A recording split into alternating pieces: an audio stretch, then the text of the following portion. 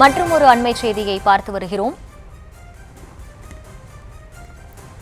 SIR பணிகள் காரணமாக திருக்கோவிலூரில் கிராம உதவியாளர் தற்கொலை செய்து கொண்ட நிலையில் போராட்டம் நடைபெற்று வருகிறது.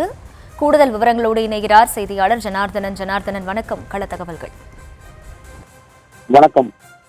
திருக்கோவிலூர் கிராம உதவியாளர் ஜாகிரா பேகம் தற்கொலை மரணத்திற்கு நீதி கேட்டு அனைத்து வருவாய்த்துறை அலுவலர்கள் சார்பில் போராட்டத்தில் வாக்காளர் திருத்தப் பணி புறக்கணிப்பில் ஈடுபட்டு வருகின்றனர்.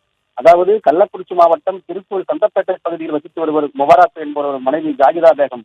இவர் சிவனார்த்தாங்கல் கிராமத்தில் கிராம உதவியாளராக பணிபுரிந்து வருகிறார்.